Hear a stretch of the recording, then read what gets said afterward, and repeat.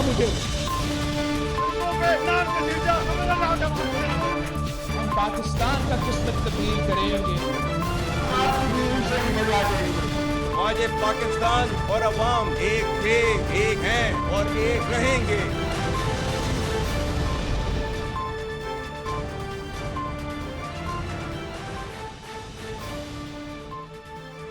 जी अस्सलाम वालेकुम। प्रोग्राम में आज चंद अहम मुद्दात के हवाले से बात करेंगे। सबसे पहले आज की सबसे बड़ी खबर, सबसे बड़ा मुद्दा कि बानी पीटीआई इमरान खान की अहलिया बुशरा बीबी 9 महीने के बाद अडियाला जेल से रिहा कर दी गई। जमानत उनकी हो गई। अब फिलहाल उनके ऊपर इस वक्त कोई मुकदमा कायम नहीं है, उनकी अपेरेंटली कोई गिरफ्तारी नहीं हो सकती। लेकिन जब अडियाला जेल से रिहा हुई बुशरा बीबी तो बन्नी गाला पहुंची, लेकिन बन्नी गाला में ही स्टे करने के बजाय वो instantly and very quickly Peshawar की तरफ रवाना हो गई, जिसका अपेरेंटली मकसद ये लगता है, जो कि उनको एडवाइस किया गया पाकिस्तान तरीके इंसाफ के कुछ लीडर्स की तरफ से, और इस वक्त जो रिपोर्टेडली अपोजिशन लीडर और वज़ीर आला केपी की तरफ से बुशरा बीबी को एडवाइस किया गया कि वो खैबर पख्तूनख्वा आएँ। तो इस वक्त बुशरा बीबी बानी पीटीआई इमरान खान की अहलिया पेशावर में मौजूद हैं और रिपोर्टेडली वो सीएम हाउस में क़याम करेंगी, जो एनेक्सी है सीएम हाउस में, वहाँ पर वो क़याम करेंगी। और गिरफ्तारी का डर है, कोई खदशा है, इसी वजह से ना तो वो बन्नी गाला में रही हैं ना वो लाहौर में रही हैं। लेकिन चंद सवालात यहाँ पर उठते हैं बुशरा बीबी की रिहाई के बाद। क्या ये रिहाई किसी डील के नतीजे में हुई है? ये सवाल पीटीआई से बाहर ही नहीं, पीटीआई के अंदर के लोग भी कर रहे हैं, कारकुन भी कर रहे हैं, चंद रहनुमा भी कर रहे हैं। इस सवाल का जवाब लेने की कोशिश करेंगे। और अगर डील हुई, क्योंकि दूसरी तरफ आज इमरान खान को भी रिलीफ मिला, उनकी कम से कम 1 महीने से मुलाकात नहीं हुई थी किसी के साथ, अडियाला में मुलाकातों पर पाबंदी थी, लेकिन आज वकला के साथ मुलाकात हो गई और कुछ ना कुछ उनका जो मौक़िफ़ है वो अवाम के सामने, कारकुनान के सामने आ गया। तो क्या अच्छे दिन आने वाले हैं पाकिस्तान तरीके इंसाफ के इमरान खान के बुशरा बीबी की रिहाई के बाद? और अब इस रिहाई के बाद क्या समझा जाए कि इमरान खान की रिहाई मुमकिन हो पाएगी? कितने फ़ीसद इम्कानात हैं, इस पे भी ज़रा बात करेंगे। दूसरा अहम सवाल ये कि क्या अब पीटीआई की सियासी कमान बुशरा बीबी संभालेंगी? और अगर ऐसा होता है तो क्या ये मौरूसी सियासत नहीं होगी? बुशरा बीबी अगर तो किसी डील के नतीजे में बाहर आई हैं तो क्या उनका हॉकिश अप्रोच रहेगा या एक डविश अप्रोच रहेगी टूवर्ड्स एस्टैब्लिशमेंट? ये आने वाले दिनों में देखना पड़ेगा। और क्या अब ये तवक्को रखी जाए या ये मुमकिन है कि पीटीआई शीन कोई निकल के सामने आ जाए, पीटीआई बुशरा या पीटीआई शाह महमूद कुरैशी? क्योंकि शाह महमूद कुरैशी साहब के हवाले से भी खबरें बड़ी निकल रही हैं कि शायद उनकी क़यादत में कोई फॉरवर्ड ब्लॉक बन जाए।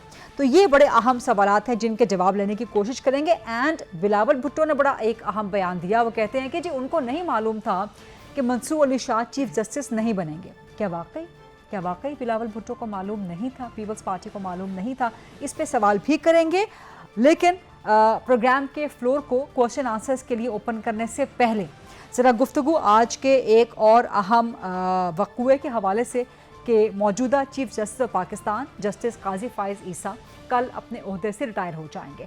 बहुत तनाज़ात का शिकार रहा, बहुत स्पेकुलेशंस का, बहुत पॉलिटिकल गॉसिप्स का, सोशल गॉसिप्स का शिकार रहा कि शायद काजी फ़ाइज़ ईसा जस्टिस साहब एक्सटेंशन चाह रहे हैं। इसी बिना पे उन पर बहुत तनक़ीद की गई, लेकिन कल वो अपने ओहदे से रिटायर हो जाएंगे बाज़ाब्ता तौर पे। काजी फ़ाइज़ ईसा 5 सितंबर 2014 को सुप्रीम कोर्ट के चीफ जस्टिस बने। इससे पहले वो चीफ जस्टिस बलोचिस्तान और सुप्रीम कोर्ट में जज पे तैनात रहे। काजी फ़ाइज़ ईसा ने बतौर सुप्रीम कोर्ट के जज कई अहम फैसले किए, जिनमें फौजी अदालतों के खिलाफ फैसला और फैज़ाबाद धरना केस जैसा अहम फैसला भी शामिल था। जब पीटीआई का दौर था तो उस वक्त जस्टिस थे सुप्रीम कोर्ट के काजी फ़ाइज़ ईसा, चीफ जस्टिस बनने वाले थे, तो उनके खिलाफ एक रेफरेंस लाया गया था जो नाकाम हो गया था और बाद में इस रेफरेंस को इमरान खान ने गलत भी करार दे दिया था। जब चीफ जस्टिस बने काजी फ़ाइज़ ईसा 17 सितंबर 2023 को, तो उन्होंने आम और ख़ास नौइयत के कई फैसले दिए, जिनमें से कुछ मुतनाज़ा बने और बहुत सौ को पज़ीराई भी मिली। ख़ास तौर पे जो ख़वातीन का हक़ विरासत और बेवा और यतीम ख़वातीन को जायदाद में हिस्सा ना देना और मुकदमेबाजी को तूल देने पे ऐसी ख़वातीन के रिश्तेदारों को जुर्माना करने का जो फ़ैसला था, उस पर बहुत पज़ीराई हुई। लेकिन पीटीआई को शदीद तहफ़्फ़ुज़ात रहे, तनक़ीद का सामना रहा। जस्टिस काजी फ़ाइज़ ईसा को पीटीआई की जानिब से पीटीआई नाखुश नज़र आई जस्टिस काजी फ़ाइज़ ईसा के फ़ैसलों से, चाहे वो नैब तरामीम केस का फ़ैसला हो या आर्टिकल 63A नज़र सानी का। फिर पीटीआई की नाराज़गी जस्टिस काजी के साथ उसमें शिद्दत आ गई जब मखसूस नशिस्तों का फैसला आया, और उससे पहले जब पीटीआई को बल्ले के निशान से महरूम किया गया। सिर्फ यही नहीं, नैब कानून की तरामीम जो मंजूर हुई थी वो केस भी जस्टिस काजी फाइज ईसा के सबराही में हुआ, और एक बड़ा मशहूर ज़माना जुल्फ़िकार अली भुट्टो को फेयर ट्रायल का हक नहीं दिया गया। पाकिस्तान पीपल्स पार्टी को इंसाफ मिला, जुल्फ़िकार भुट्टो को इंसाफ मिला कई दहाइयों के बाद, वो भी जस्टिस काजी फाइज ईसा के टेन्योर में ही हुआ। इलेक्शंस मुनक़िद हुए क्योंकि जस्टिस काजी फाइज ईसा ने इलेक्शन के हवाले से केस सुना और इलेक्शन कमीशन को पाबंद किया कि आप इलेक्शन की डेट दें, जिसकी वजह से 2024 का इलेक्शन मुनक़िद हो सका। फौजी अदालतों के हवाले से जस्टिस काजी फाइज ईसा ने एक केस सुना और 9 मई के सिविलियंस जो मुल्जिमान हैं उनके फौजी अदालतों में ट्रायल की इजाज़त दी, लेकिन एक शर्त पे कि इस मुकदमात के हतमी फैसले नहीं हो पाएंगे। इस मुकदमे का अभी तक कोई हतमी फैसला नहीं हो सका। बहरहाल अपने तय अपने तौर पे जस्टिस काजी फाइज ईसा ने एक अच्छे चीफ जस्टिस होने के तौर पे मुकदमात को सुना, उनके फैसले भी दिए। किसी भी मुकदमे के फैसले से एक फरीक नाराज़ होता है, दूसरा खुश हो जाता है, सो यही इबारत रही जस्टिस काजी फाइज ईसा के टेन्योर में भी। लेकिन अब कल वो बाकायदा अपने ओहदे से रिटायर हो रहे हैं। अलविदा जस्टिस काजी, अलविदा। अब प्रोग्राम के फ्लोर को ओपन करेंगे डिबेट, डिस्कशन, क्वेश्चन आंसर्स के लिए। मेरे साथ मौजूद हैं पाकिस्तान पीपल्स पार्टी से सीनियर मरकजी सरकर्दा रहनुमा MNA हैं शहला रजा साहिबा, पाकिस्तान तहरीक इंसाफ से मरकजी सरकर्दा रहनुमा है, इस्लामाबाद रीजन के सदर हैं आमिर मुगल साहब, और थोड़ी ही देर में ज्वाइन कर लेंगे तारिक फजल चौधरी साहब जो कि मुस्लिम लीग नून के सीनियर रहनुमा भी हैं। आमिर मुगल साहब, बुशरा बीबी की जो रिहाई हुई है डील के नतीजे में हुई है, एस्टैब्लिशमेंट से कोई डील हुई है? देखिए जी, मैं सबसे पहले तो बुशरा बीबी को मुबारकबाद देता हूँ। जिस तरीके से उन्होंने अपने शोहर का साथ दिया, इस कौम के लीडर का साथ दिया, जितनी सख्तियों से वो गुजरी, जो उनकी कैरेक्टर असैसिनेशन करने की कोशिश की गई, जिस तरीके से उनके बारे में प्रोपेगेंडे किए गए, कॉलम लिखवाए गए, इलेक्ट्रॉनिक मीडिया पे उनके खिलाफ बकवासियात की गई, और एक घटिया शख्स खबर मानिका से उनके खिलाफ एक इस्लामी तारीख का बदतरीन केस करवाया गया जिसमें वो सुरखरू हुई, बरी हुई। तो मैं एक तो पूरी कौम की तरफ से बुशरा बीबी को खराज तहसीन पेश करता हूँ कि वो साबित कदमी के साथ इस मुल्क के पूरी कौम की तरफ से खड़ी। अब इसमें नून लीग, पीपल्स पार्टी और जो गैर जानिबदार लोग हैं उनको भी शामिल कर रहे हैं। देखिए, आप नून लीग और पीपल्स पार्टी के साथ बची कितनी आवाम है गरीदा, कुछ 2-4% निकाल लें आप, 10%, 20% निकाल लें, 80% तो इमरान खान के साथ है। इलेक्शन के रिजल्ट शैला साहिबा जवाब देंगे इसका आपको, लेकिन चलो ठीक है, लेकिन मुझे इसका जवाब दीजिए कि क्या डील के नतीजे में आपने बात की डील की, मैं बिल्कुल इसकी नफी करता हूँ। देखिए, डील के साथ अगर बीबी ने आना होता तो वो बहुत पहले उनके पास चांसेस थे, और इमरान खान के पास भी बहुत पहले ये चांसेस थे। अगर वो नवाज शरीफ और जरदारी डीलें करके 2-3 बार एस्टेब्लिशमेंट से जेलों से वापस आके इक़्तिदार ले सकते हैं, तो इमरान खान ये नहीं है कि उसको ये चीजें आती नहीं है, लेकिन वो असूलों की सियासत कर रहा है। तो बुशरा बीबी भी डील के तहत बाहर नहीं आएंगे और इमरान खान भी किसी डील के तहत बाहर नहीं आएंगे। जब भी आएंगे वो अल्लाह ताला की मदद से अवामी सपोर्ट से और जितने उन पे झूठे केसेस हैं उनसे बरी हो गए। ये भी पाकिस्तान की एक तारीख रही है ना कि जब भी डील का इनकार किया जाता है तो उसके पीछे कुछ ना कुछ होता है, क्योंकि यही प्रिंसिपल आप लोग अप्लाई करते थे पीपल्स पार्टी के हवाले से भी, मुस्लिम लीग नून के हवाले से, नवाज शरीफ, शहबाज शरीफ के हवाले से, मरियम नवाज साहिबा के हवाले से। लेकिन क्या अब पार्टी के सियासी कमान संभालेंगी बुशरा बीबी? क्या कोई पॉलिटिकल इन्वॉल्वमेंट उनकी होगी? नहीं, देखिए, इससे पहले भी जब खान साहब अरेस्ट हुए थे और उसके बाद बीबी कुछ अरसे बाद अरेस्ट हुई, तो आपने देखा कि उस वक्त भी खान साहब ने कमान उनको नहीं दी, बल्कि खान साहब ने बैरिस्टर गौर को दे दी थी जो एक आम कारकुन थे मेरी तरह के।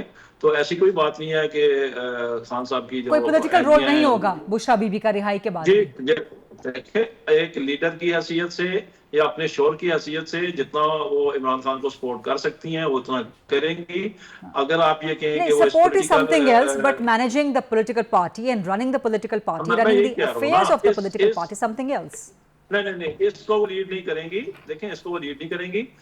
इमरान खान का जो फैसला है इस वक्त बैरिस्टर गौर सलमान अकरम राजा या अली मीन गंडापुर, जिसको खान साहब ने जिसकी ड्यूटी लगाई हुई है वही इसको लीड करेंगे।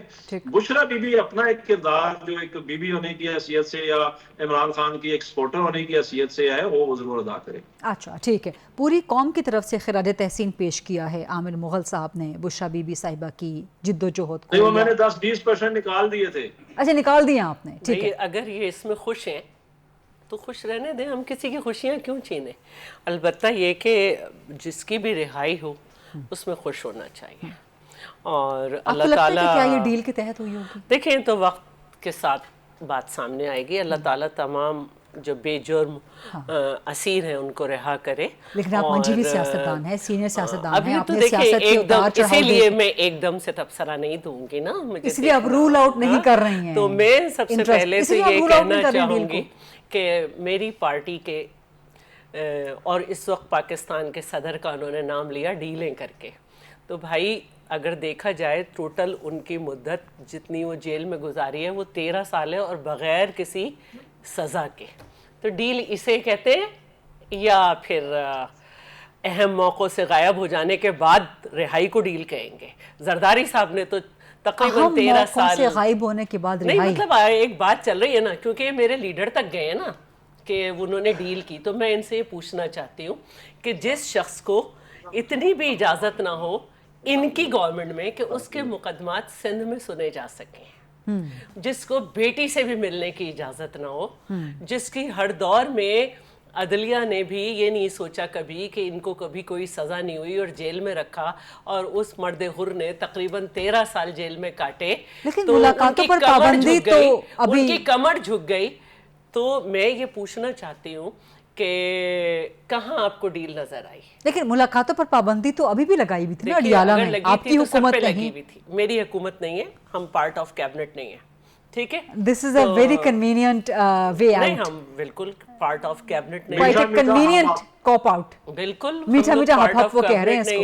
क्या मीठा मीठा? चलें, आपकी इत्तेहादी हुकूमत ने मुलाकातों पर पाबंदी तो अभी भी लगाई। उनके हम उनके सपोर्टर हैं, हम इत्तेहादी नहीं है। इत्तेहादी भी नहीं है, अब इत्तेहादी हैं MQM जिनको अब पीपल्स पार्टी इत्तेहादी भी नहीं है नून लीग की, इत्तेहादी भी नहीं है। ये हुकूमत बनाते क्योंकि इनके पास भी मैंडेट नहीं था तो हम फिर भी यही किरदार अदा करते, इसलिए कि हम वो नहीं है कि जिनकी लीडरशिप में एकदम से बनी बनाई पार्लियामेंट को कहा जाए कि ये डिसॉल्व हो गई, ठीक है। अच्छा, दूसरी बात जो है वो ये है कि अच्छा एक सवाल सप्लीमेंट्री कर लूं कि अगर बुशरा बीबी की रिहाई डील के नतीजे में हुई है, डील किससे हो सकती है? एस्टैब्लिशमेंट से हो सकती है ना, ताकतवर लोगों से हो सकती है ना। नहीं, मेरा सवाल अगर आप सुन लें, अगर ये डील के नतीजे में रिहाई हुई है तो इसका मतलब है फिर और भी आगे कुछ मामलात बेहतर होंगे, तो फिर वो पीपल्स पार्टी के लिए, फिर वो पीपल्स पार्टी के लिए खतरे की घंटी तो होनी चाहिए। हमारे लिए कुछ भी खतरा नहीं है, हमारे खिलाफ बहुत सारी कुव्वतें बहुत वक्त जो है वो मुत्तहिद होती रही हैं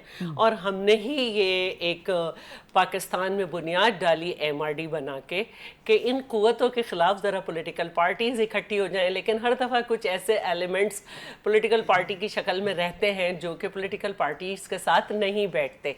अब जो बात आपने की कि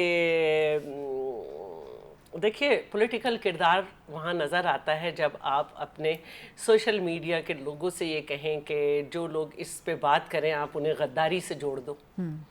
तो मैं समझती हूँ कि सियासत भी इंसान को खुली करनी चाहिए। और बाकी बात जो है, आप समझती हैं कि बुशरा बीबी को अब खुल के PTI की सियासी कमान संभाल लेनी चाहिए? करनी है तो खुल के करें, ये क्या कि फोन पकड़े जाएं तो उसमें आवाज आए कि बेटा इसको गद्दारी से जोड़ दो जो इस पे बात करे। और दूसरी बात ये है कि पाकिस्तान में 99.99% ख़वातीन अपने हस्बैंड के साथ वफ़ादारी ही करती हैं। अल्लाह ताला बाकी उन लोगों को भी वफ़ादारी का सबक दे जो कभी ना कभी छोड़ देती हैं। तो मैं चाहती हूँ कि सब वफ़ादारी में ही रहें, अच्छी रहें। अच्छा, दूसरा बिलावल भुट्टो ने आज बड़ा इंटरेस्टिंग बयान दिया इंटरव्यू में। वो कहते हैं कि जी मुझे पता ही नहीं था कि मंसूर अली शाह चीफ जस्टिस। हाँ तो क्या इसमें कौन सी ऐसी बात है? देखिए हर क्या वाकई नहीं मालूम था? अगर वो कह रहे हैं तो मैं यही कहूँगी, तो जब उन्होंने ये कहा है, और इससे पहले भी जब एक नैरेटिव बनाकर आवाम को दिया जा रहा था कि ये पर्सन स्पेसिफिक जो है अमेंडमेंट करने जा रहे हैं, आई थिंक कि मैं आपके दरमियान में नहीं बोली थी, तो जब ये एक नैरेटिव लोगों के जहन में घुसाया जा रहा था कि ये पर्सन स्पेसिफिक होने जा रही है, तो हम उस वक्त भी यही कह रहे थे जब ये कहा जा रहा तो था। उसी नैरेटिव के दौरान बिलावल ने कहा था कि अगले चीफ जस्टिस मंसूर अली शाह बिल्कुल, होंगे। उस वक्त हमने यही कहा था कि हमारी उनसे कोई ऐसी बात नहीं है। जुल्फ़िकार अली भुट्टो को जब 4.5 दहाइयों के बाद इंसाफ मिला तो उस बेंच में भी वो मौजूद थे, और ये उन्होंने बड़े वाज़े तौर पे कहा था कि मेरे चीफ जस्टिस वो हैं और वो ही चीफ जस्टिस होंगे। लेकिन जाहिर है पीपल्स पार्टी की तरफ से नाम किसका गया था पार्लिमानी कमेटी में, किसका नाम लेकर गए? मालूम नहीं, लेकिन चेयरमैन ये कह रहे हैं तो गया होगा नाम और लिया होगा, क्योंकि कल मुझसे यानी कि पीपल्स पार्टी की तरफ से भी मंसूर अली शाह का नाम नहीं बिल्कुल गया होगा जब चेयरमैन कह रहे हैं, लेकिन ये बातें कमेटी के बाहर तो डिस्कस नहीं होनी है ना। कमेटी में 3 अफराद थे हमारी पार्टी से, और उन्होंने यकीनन लिया होगा, क्योंकि कल मुझसे एक चैनल ने ये बात की थी कि हमने सुना है कि पीपल्स पार्टी ने जस्टिस मंसूर अली शाह का नाम दिया। तो मैंने कहा मुझे मालूम नहीं है, क्योंकि मैं कमेटी में नहीं थी। और तो ये है। अच्छा, JUIF की तरफ से तो चीज़ें सामने आ रही हैं आहिस्ता आहिस्ता। कामरान मुर्तज़ा भी बोल रहे हैं, कुछ उनके दीगर रहनुमा भी बोल रहे हैं पार्लिमानी कमेटी की, तो आप लोग भी बात कर सकते हैं। नहीं, लेकिन वाकई इसलिए नहीं मालूम कि कल सेशन हुआ तो एक बहुत ही नाखुशगवार वाक़या हो गया था। MQM की राना अंसार जो उनके बेटे की नागहानी डेथ हो गई, तो हम हस्बैंड पहले तैयारा हादसे में हमारे कॉलीग थे वो, कि हमने कोई सियासी बातें ही नहीं की और एक दूसरे के साथ हम इसी में लगे रहे। दुरुस्त बात है। एक ब्रेक का वक्त हुआ यहाँ पे प्रोग्राम में। आमिर मुगल साहब आपसे सवाल करूंगी मजीद एक ब्रेक के बाद, और तारिक फजल चौधरी साहब भी ज्वाइन कर लेंगे hopefully after short break. Shahida Raza Sahiba भी मौजूद हैं। Let's take this quick break and then come back.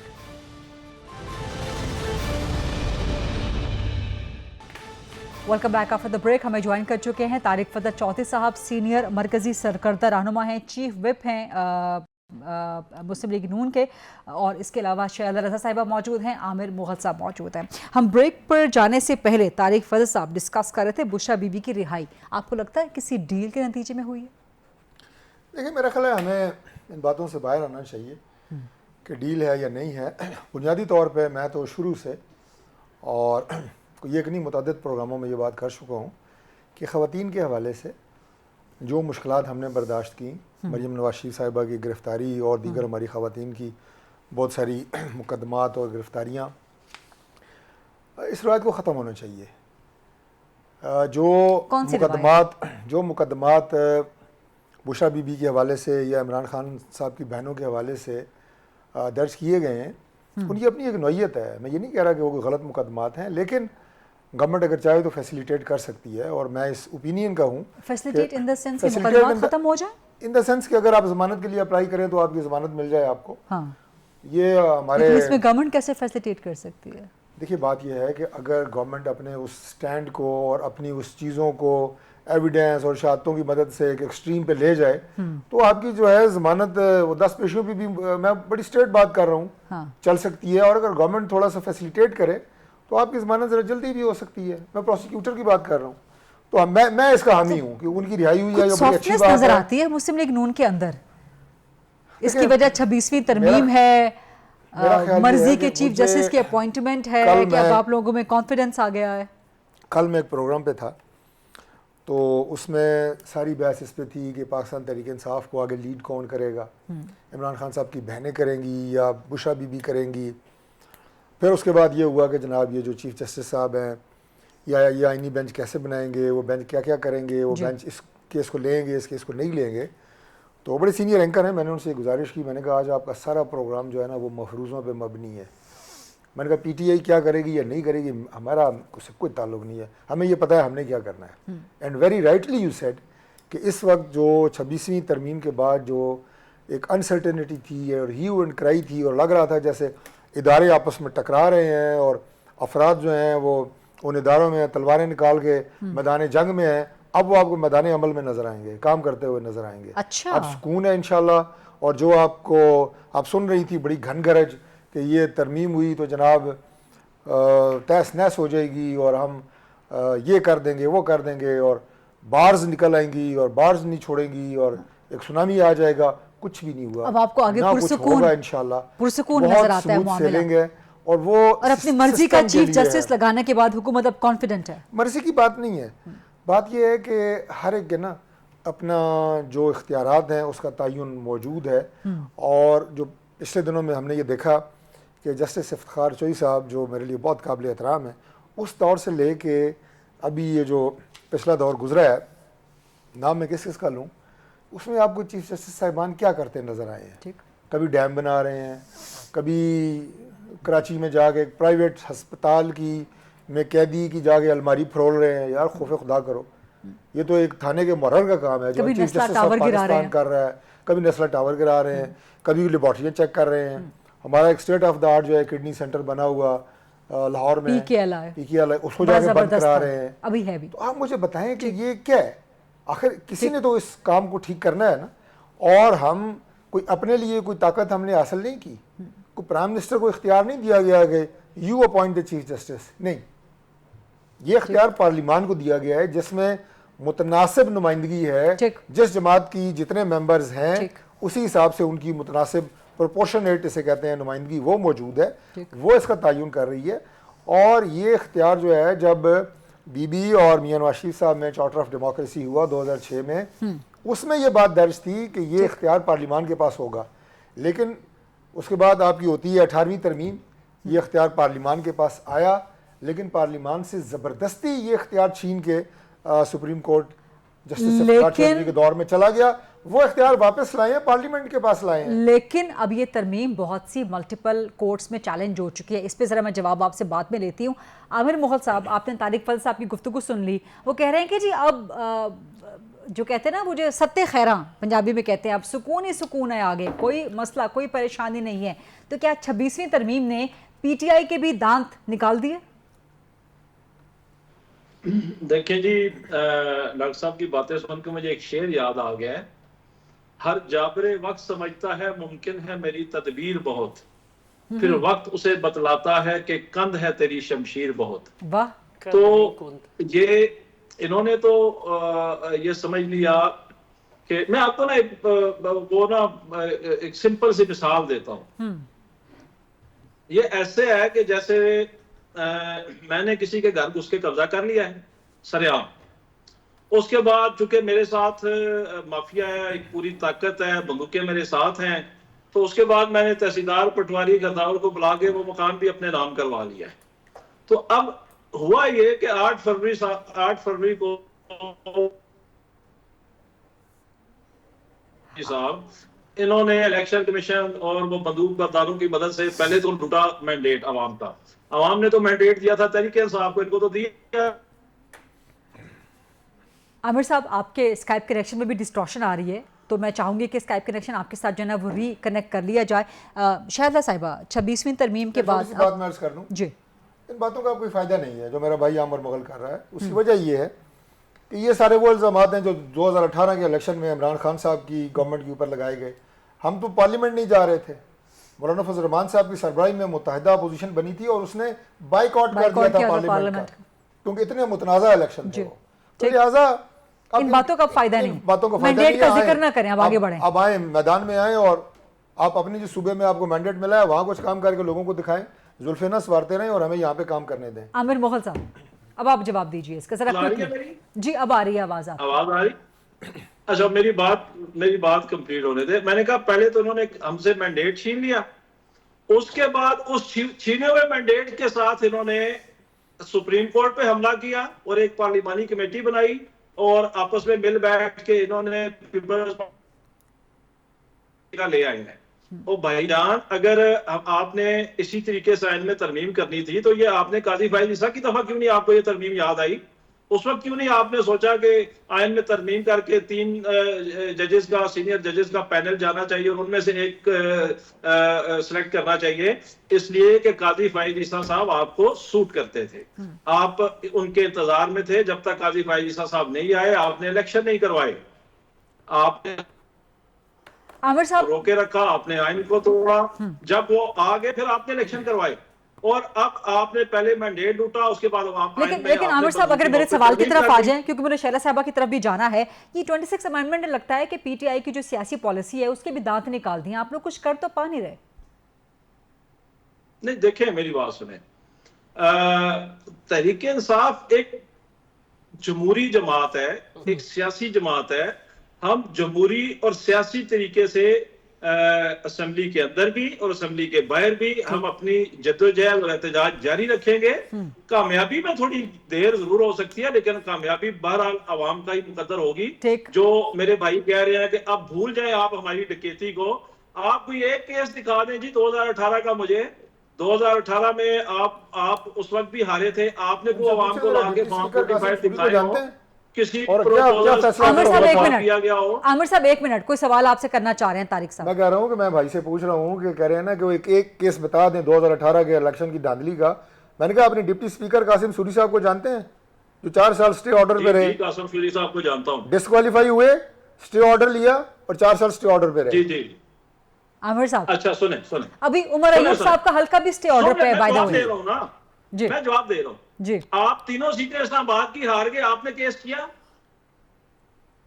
भाईजान इल्जाम के बदले इल्जाम नहीं, आपने एक सवाल किया था, पहले मुझे इसका जवाब दे दें कि कासिम सूरी आपका डिस्क्वालीफाई हुआ, 4 साल स्टे पे रहा, और जो इस्लामाबाद की बात है ना वो भी अदालतों में समझ लग जाएगी आपको, बिल्कुल आपको ठंड पड़ जाएगी, बेफिक्र रहें, ठंड पड़ जाएगी आपको, खुल जाएंगे हल्के। मैं तैयार हूँ। 2018 में आपने कोई केस किया?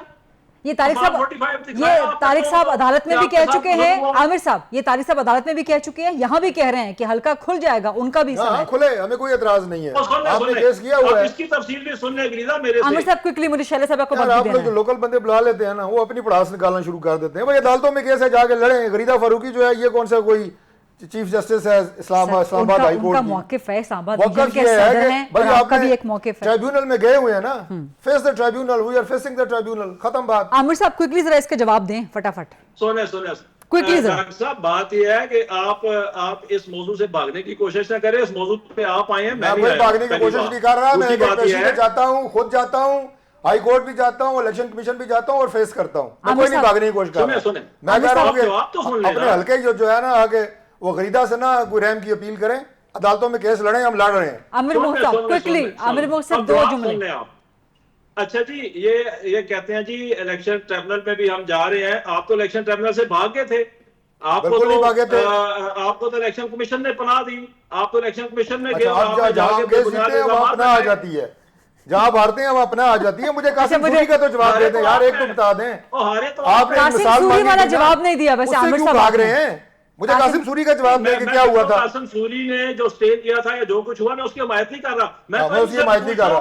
नहीं, आपने कहा था ना एक केस बता दें 2018 के इलेक्शन का, आप मुझे उसका जवाब दे दें कि 2018 के इलेक्शन में अच्छा ये तो आमिर साहब लिया था। आमिर साहब, ये जो इस्लामाबाद के हल्कों का मामला है ना, इसका अदालत में है, ट्रिब्यूनल में है, वहां पे दूध का दूध पानी का पानी हो जाएगा। तारिक साहब भी वहां जाते हैं, आपके जो बाकी कैंडिडेट्स हैं वो सब वहां पर जाते हैं, कभी नहीं भी जाते आपके लोग या दीगर लोग, लेकिन बहरहाल इसका फैसला प्रोग्राम में तो नहीं होना, अदालत में होना है। मुझे एक ब्रेक लेने दें शैला साहबा, आपकी इजाजत से, और माजरत के साथ वक्त आपका था, लेकिन ब्रेक के बाद शैला साहबा का ही जवाब लेते हैं।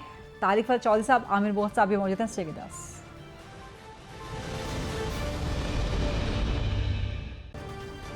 Welcome back after the break. 26 amendment, क्या वाकई इसमें से सारे दांत, सारे जहर सब कुछ निकल गए और अब आगे सब सुकून है? हालांकि अदालतों में चैलेंज हो रहा है, वुकला तहरीक भी अभी पेंडिंग है, और जो वुकला का एक मखसूस गिरोह है वो कह रहा है कि हम ये तहरीक चलाएंगे, हम किसी सूरत कोई और चीज़ एक्सेप्ट नहीं करेंगे। पड़ा गया था वो मुझे समझ तो नहीं आया, लेकिन शायद से माजरत के साथ थोड़ी सी तब्दीली के साथ, इनसे पहले जो एक शख्स यहाँ तख्त नशी था उसको भी खुदा होने का इतना ही यकीन। नहीं, ये आप उनको सुना रहे हैं? नहीं, ये आप उनको सुना रहे हैं पहले ठीक है। अच्छा, इनसे पहले वैसे ठीक है, ये वैसे उलट हो गया, अमेंडमेंट कर दी ना, तो सुना रही हैं, तो ये शेर में भी अमेंडमेंट होनी चाहिए। नहीं तो अब ये शेर में अमेंडमेंट होनी चाहिए, ये शेर का निशाना गलत लग गया है। नहीं, इनसे पहले ये उन्होंने तारिक चौधरी साहब को सुना दी है। तो अब मैं ये कह रही हूँ कि अगर ये खुदा समझेंगे तो इनके साथ भी गलत होगा, लेकिन उनको था। अच्छा, उनको था, ठीक, लेकिन जरा तो इनकी बात नहीं आई ना कि इस तरह की कुछ करें ना।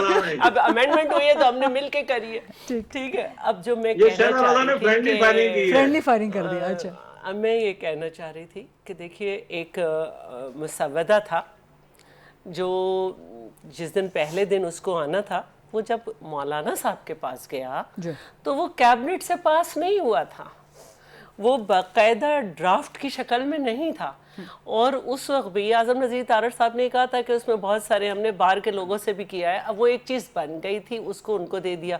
उसके बाद वेरी सेकेंड डे चेयरमैन वहाँ गए, इसका मतलब है कि वहाँ पे कोई डेडलॉक नहीं आया था, बस ये हुआ कि नहीं इसको सही करना है, उसको कम कर दिया गया। अब अगर मौलाना साहब ये कहते हैं कि हमने इसका सारा जहर निकाल दिया है, तो जहर में PTI निकालने में शामिल थी ना, ऐसा तो नहीं कि नहीं थी। इन्होंने सारे इख्तियार मौलाना को दे दिए थे, कोई डिसेंटिंग नोट नहीं दिया, कुछ नहीं दिया।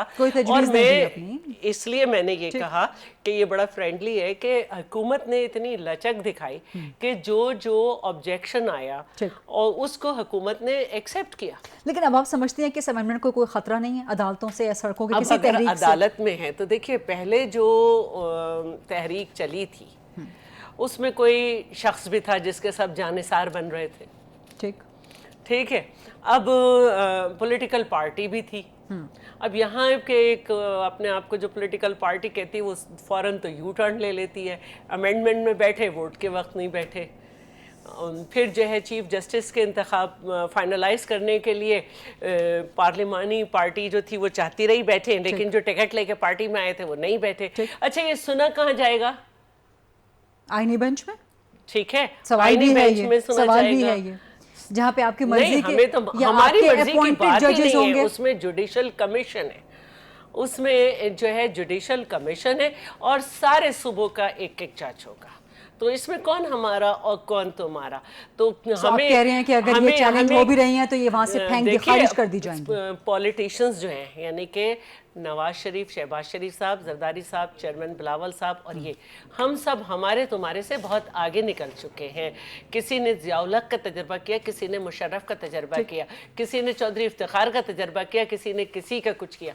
तो अब ये हमारे तुम्हारे से बहुत आगे निकल चुकी है बात, और ये इस बात पर आ गए हैं हम सब कि हमें जो है पॉलिटिकल पार्टीज को अपने मसाइल आपस में बैठ के हल करने चाहिए। एक एक चीज़ को उठा के अगर आप अदालतों में जाएंगे तो फिर यही होगा कि पॉलिटिशियंस जो हैं वो अपने डिप्टी स्पीकर के बाल नोचते नजर आएंगे, जो इन्होंने किया था पंजाब में और खाना काबा में जो किया था इन्होंने।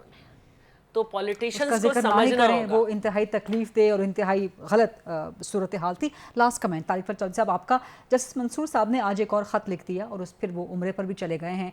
उन्होंने कहा कि जी हमारे अमाल को मुल्क के अवाम देख रहे हैं और ये सब कुछ जो हो रहा है ये बहुत गलत हो रहा है। तो ये मीनिंगफुल नहीं लगता आपको जस्टिस मंसूर अली शाह साहब का ये ख़त, ये स्टेटमेंट उनकी ख़ास तौर पर? और आईनी बेंचेस अब कब तक बन जाएंगे? देखिए, बात यह है जी कि ये जस्टिस साहब बड़े काबिल एहतराम है, उनका अपना अगर कोई ओपिनियन है तो वो उनका अपना ओपिनियन है और उस ओपिनियन से ज़ाहिर है हर एक को उससे इत्तफाक करने का और उससे इख्तलाफ करने का बिल्कुल हक़ है। अवाम बिल्कुल देख रहे हैं, अवाम को देखना चाहिए। और जो सबसे बड़ा आपका एहतसाब होता है वो कोई नैब, कोई एहतसाब अदालत नहीं करती, वो अवाम करते हैं, अल्लाह के बाद अवाम करते हैं। बिल्कुल, मैं जमहूरी निज़ाम की बात कर रहा हूँ। ज़ाहिर अल्लाह का तो अपना निज़ाम है, वो तो क़यामत है और क़यामत के बाद तो असली निज़ाम शुरू होगा हिसाब किताब का। दुरुस्त। लेकिन मैं इस पार्लिमानी निज़ाम की बात कर रहा हूँ। और अब इसमें अक्सर लोग पूछते हैं, हमें ज़ाहिर है पब्लिक के आदमी हैं हम, जहाँ जाएं अब क्या होगा जी? तो मैं हर एक को यही कहता हूँ जी कि हालात बदलेंगे सिर्फ गवर्नेंस से। हालात बेहतर होंगे सिर्फ जो आपने बात की कि मुंह से लग के आप अपना काम करें, फेडरल गवर्नमेंट अपना काम करे, सूबाई हुकूमतें अपना काम करें और डिलीवर करें। ये जो लोग आपको वोट देते हैं ना, ये इसलिए नहीं देते कि ये तमाशे करें और इंतशार फैलाएं और बस गालियाँ दें और असेंबली में जाएं। तो साहब ने आज फिर ऐलान किया है कि हम जरूर करेंगे एहतजाज और पूरा मुल्क बंद कर देंगे। अपोजिशन आप करें जो अपोजिशन करने का अंदाज है, और यकीन करें कि अगर ये पूरी तरह पार्टिसिपेट करते तो हमारी कोई 50 से ज़्यादा अमेंडमेंट्स थी, वो टोटल रहेगी कितनी? 26। बाकी डिलीट हो गई ना। तो आप अगर उसमें अपनी को इनपुट देते जिस तरह मौलाना साहब दे रहे थे, वो इनकॉर्पोरेट हो जाती। और रिफॉर्म्स की बात, जुडिशल रिफॉर्म्स की बात तो जो मैंने कहा चार्टर ऑफ डेमोक्रेसी उसमें थी। अच्छा, उसके बाद पीपल्स पार्टी के अपने मंशूर में है, चार्टर में है, हमारे मंशूर में है, पीटीआई के मंशूर में है। कौन इससे भाग सकता है? आप कहते हैं ये ना करें, ये करें। अच्छा, कर क्या रहे थे? जो सबसे पहले बात आई कि जी आईनी अदालत बनेगी और उसका अलग चीफ जस्टिस होगा। उसके बाद जब बामी मुशावरत हुई वो बात डिलीट हो गई, आईनी अदालत खत्म हो गई, वो एक आईनी बेंच रह गया। अब ज़मीन आसमान का फ़र्क है कि एक आईनी अदालत उसका अलग एक सरबराह और चीफ जस्टिस, जो ये कह रहे थे जनाब से ये काजी साहब को लगाना चाह रहे हैं, ये तो पक्की बात है ना कि काजी साहब को लगाना चाह रहे हैं, ये सारी का सारा नैरेटिव यही था, तो वो खत्म हो गया सारा। तो मैं कह रहा हूँ कि आप अपोजिशन करें for the sake of opposition, opposition for the sake of destruction ना करें, जो कि इस वक्त माहौल बना हुआ है। और आखिरी एक बात मैं आपको अर्ज करूँ कि ये इंतहाई पाकिस्तान की सियासत के अंदर इस वक्त इस नैच पे चीज़ पहुँच गई है, और तहरीक इंसाफ को मैं ख़ास तौर पे कहूँगा कि वो इसके ज़िम्मेदार है कि वो ये देखते हैं, मैं गवर्नमेंट को, कि ये नहीं देखेंगे कि ये क्या कह रहे हैं, कंटेंट नहीं देखेंगे। मैं हमेशा ये बात अब करता हूँ कि ये नहीं देखेंगे ये क्या कह रहे हैं, जो हम कहेंगे उससे पहले उसकी मुखालफत शुरू कर देंगे। इनकी बात हमने सुननी ही नहीं है। अभी रात आपका प्रोग्राम 9 बजे खत्म हो रहा है, मैं कहूँगा 9 बजे, वो कहेंगे नहीं ये सुबह के 9 बजे, अभी सवाल ही नहीं, हमें मानना ही नहीं है। इस नहज के ऊपर जब आप सियासत को ले जाएंगे, उसमें से क्या आपने खैर की बात निकालनी है। और ये बात सुन लें, आखिरी एक जुमला सिर्फ आपको बताऊँ कि पाकिस्तान के मसाइल का हल सिर्फ सियासतदानों के पास है, किसी के पास नहीं है, और किसी जज के पास नहीं है, किसी जज के पास नहीं है, किसी और शख्सियत के पास नहीं है।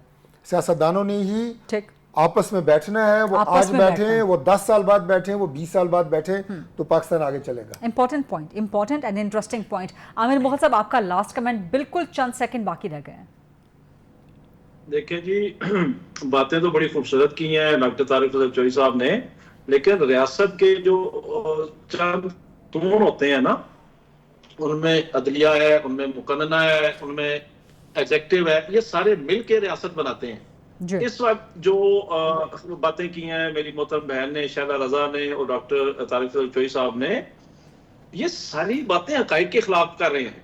आपने आईनी तरमीम जो की हैं, ये किसी मुल्क के मफाद में नहीं की, अपनी मर्जी का चीफ जस्टिस लाने के लिए की हैं, और एक मखसूस शख्स को चीफ जस्टिस ना बनने देने के लिए की हैं, और कोई मकसद नहीं था इनका, और बंदूक की नोक पे की हैं। हमारे 5 एमएलए उठाए हैं, 2 आपने सेनेटर उठाए हैं, अगर हमने उठाए थे, अगर आपके एमएलए उठाए गए थे तो आप क्यों नेशनल कॉज दे रहे हैं। और दूसरी बात ये कि ये खुद पर्सन स्पेसिफिक है, इसलिए ये ऐसी बातें करते हैं। काजी फाइज ईसा के आने से पहले इन्होंने रेफरेंस खोल लिया, चीफ ऑफ आर्मी स्टाफ के आने से पहले उनकी आमिर साहब जरा बात कर लें, फिर आपकी तरफ आए। आमिर साहब, आपने एस्टेब्लिशमेंट के बूट के तस्मों के साथ बंद के काम किए हैं। आप तो बूट के नीचे दबे हुए थे, आरटीएस बिठा कर आए थे थर्ड ऑप्शन के तौर पे, टाइम मेरे पास करने के लिए फोन आमिर साहब, टाइम बिल्कुल खत्म हो गया। आमिर साहब कराने के लिए फोन कराने पड़ते थे। आमिर मोहल साहब, तो हाल था, टाइम खत्म हो गया। शैला साहिबा, बाजवा ले लो, हमें वापस ले लो, टाइम खत्म हो गया मेरे पास, लेकिन इस डिबेट को किसी और प्रोग्राम में कंटिन्यू रखेंगे। आमिर मोहल साहब बहुत बहुत शुक्रिया, शैला रजा साहिबा, डॉक्टर तारिक फजल चौधरी साहब, आप सबका बहुत शुक्रिया। आज इंशाल्लाह मंडे 8 o'clock ऑन GTV। अल्लाह हाफ़िज़।